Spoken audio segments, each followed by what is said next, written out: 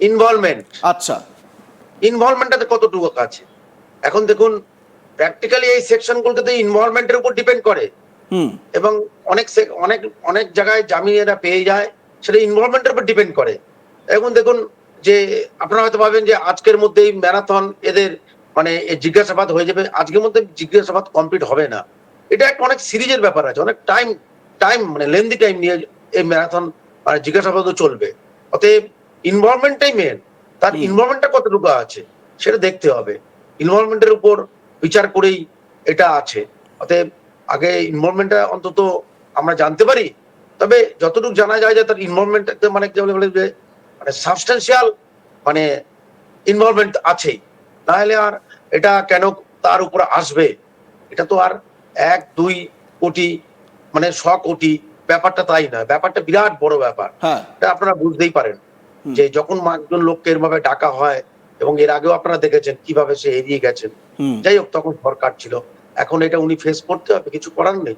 কারণ একটাই সেরকম আছে, এই একটা বেল পাওয়া যায় না। হুম, বেল পাওয়া যায় না, প্রভাব খাটালেও বেল পাওয়া যায় না। হুম। এটা ধরুন প্রভাব খাটাতে গেলেও যদি বেল দেওয়া হয়, যে বেল দেবে তার উপরে অনেক রকম ব্যাপারগুলো থাকে। অতএব এই একটা খুব বাজে, বাজে একটা আমি বলব না। যে এই একটা ইন্ট্রোডিউস হওয়ার আগে ভারতবর্ষে যে মানে দুর্নীতিবাজদের জন্য একেবারে জম বলা যেতে পারে এই আইনটা। একদম, একদম, হ্যাঁ, একদম, একদম, একদম। আমি আমি আপনার কাছে যে এবারে যে প্রশ্নটা আসি সেটা হচ্ছে আমরা এর আগেও দেখেছি, আমি একটা উদাহরণ আপনাকে দিই, সেটা হচ্ছে হ্যাঁ, আমরা রোজ ভ্যালি কাণ্ড দেখেছি, সেটাও একটা হ্যাঁ, আর্থিক তছরূপ চিটফান্ড হ্যাঁ, সংস্থার একটা আর্থিক তছরূপ মামলা। সেই মামলায় সুদীপ বন্দ্যোপাধ্যায়, যিনি এই মুহূর্তে বিদ্রোহী তৃণমূল সাংসদ, যারা আবার নতুন একটা দলের সঙ্গে মার্জার করেছেন, যাই হোক সেটা অন্য পলিটিক্যাল দিক, তো সুদীপ বন্দ্যোপাধ্যায়কেও গ্রেপ্তার করা হয়েছিল আপনি জানেন। এবং তারপর সুদীপ বন্দ্যোপাধ্যায় তার স্বাস্থ্যের জায়গাটাকে দেখিয়ে বা তার স্বাস্থ্যের দিকটাকে দেখিয়ে তিনি হাসপাতালে ভর্তি ছিলেন আমরা জানি। এবারে এটাও এই দিকটাও কতটা মানে দেখানোর একটা বিষয়, মানে যদি কোনো অপরাধী যদি গ্রেপ্তার হন, আমি অভিষেকের বক্তব্যই বলি, যদি অভিষেক বন্দ্যোপাধ্যায়কে গ্রেপ্তার করা হয়, তিনিও তো তার এই চোখের সমস্যার জন্য ভুগছেন, দীর্ঘদিন ধরে চোখের সমস্যার জন্য ভুগছেন। তো এই বিষয়টিকে দেখিয়ে তিনি কি এই হাসপাতালে থেকে গেলেন বা হাসপাতালেই তিনি মানে বেড রিডেন হয়ে থাকলেন, মানে জেল মুক্তিটা হলো আর কি, মানে জেলে থাকতে হলো না কিন্তু হাসপাতালে থাকলেন, এই চান্সেসটা কিরকম আছে? এইটা দেখুন, এইটা সময় বলবে। কারণ হচ্ছে আমরা আগেও দেখেছি এই অ্যাক্ট গুলো আসার আগে যদি কোনো কাজে কোনো মানে মানে সেরকম হাই প্রোফাইল লোক যখনই কোনো ব্যাপারে মানে ফেঁসে যেত এবং তাকে অ্যারেস্ট করার ব্যাপার থাকতো, সে পার্লামেন্টে বলুন কোনো মন্ত্রী বলুন আমরা দেখেছি, তখন সঙ্গে সঙ্গে সে প্লিটা নিত যে আমি অসুস্থ, আমার হার্টের বিট বেড়ে গেছে, এরকম ভাবে সে এড়িয়ে যেত। এরকম প্রচুর আছে, মানে আমরা দেখেছি এগুলো। মানে এটা কোনো মানে নতুনত্ব নাই। কিন্তু এই দেখুন এক আইন আছে, আইনের নতুন সংস্করণ আছে। এখন বর্তমান যে পিএমএলও অ্যাক্টে এইসব জিনিসগুলোর যে আপনি মানে আমার স্বাস্থ্যের কারণে, আমার চোখের কারণে আমি মানে জেল হবে না, এইসব ব্যাপার নেই। এখন জেলের মধ্যেও অনেক রকম ট্রিটমেন্ট ব্যাপার ব্যবস্থা আছে। সেখান থেকে আসামিকে নিয়ে গিয়ে ট্রিটমেন্ট দিচ্ছে, নিয়ে আসছে। এটা এগুলো নেই। এখন এত এই প্লি নেওয়া যাবে না হুম, যে স্বাস্থ্যের কারণে আমাকে অ্যারেস্ট করা যাবে না। এটা হ্যাঁ, কোনো বর্তমানে সুপ্রিম কোর্টে এরকম অনেক জাজমেন্ট আছে। এবং আপনারা জানেনও যে দিয়ে দেয় যে না এটা চলবে না, এটা স্বাস্থ্যের কারণে। হ্যাঁ, তার যদি কোনো এলিমেন্ট থেকে থাকে যেটা অনেক আগে থেকে, যেটা হচ্ছে যাকে বলে আপনাকে যে মানে কি বলবো যে মানে ক্রনিক ডিজিজ, এরকম অনেক লোক থাকে যে ক্রনিক ডিজিজ আজকে নয়, বিগত 20 বছর 30 বছর ধরে ক্রনিক ডিজিজ আছেন।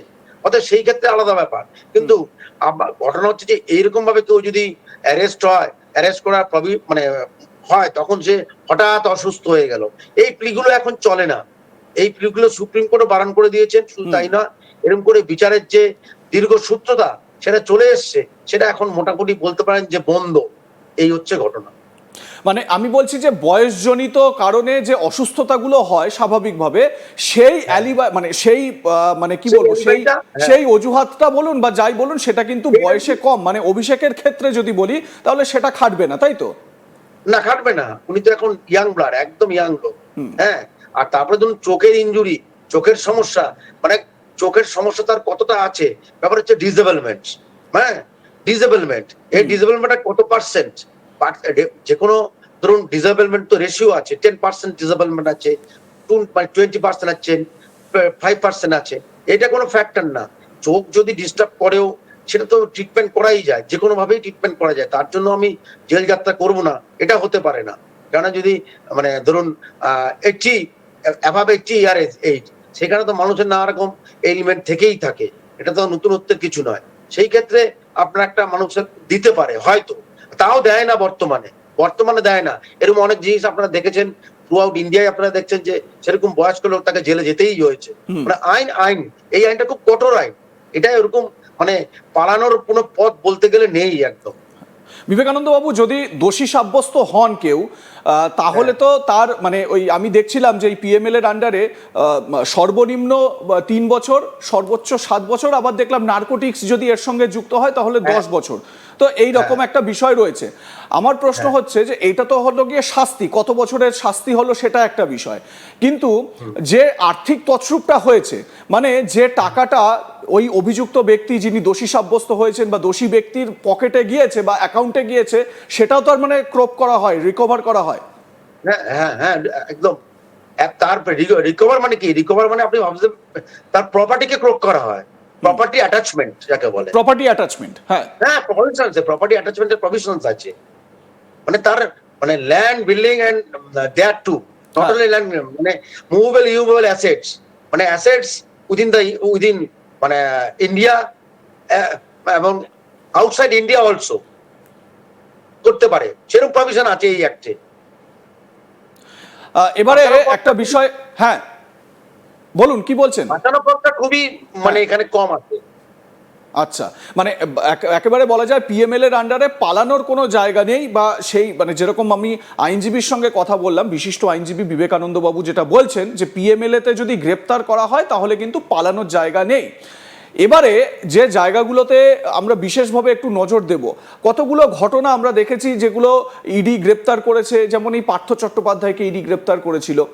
পার্থ চট্টোপাধ্যায় রাজ্যের প্রাক্তন মন্ত্রী, তিনি বারবার করে নিজের সপক্ষে একটা যুক্তি আদালতে দিচ্ছিলেন, সেটা হচ্ছে গিয়ে যে টাকাটা, যে পরিমাণ টাকা 49 কোটি 50 কোটি টাকা পাওয়া গিয়েছে, সেটা তার বাড়িতে বা তার কোনো ফ্ল্যাটে কিন্তু পাওয়া যায়নি, তার ঘনিষ্ঠ একজনের ফ্ল্যাটে পাওয়া গিয়েছে, সেখান থেকে সেই টাকাটা রিকভার করা হয়েছে। তো তার যুক্তি তিনি বারবার বিভিন্ন জায়গায় বলেছেন যে হ্যাঁ আমার ঘনিষ্ঠ হতেই পারে, কিন্তু তার বাড়িতে যদি টাকা উদ্ধার হয় তার দায় তো আমার নয়।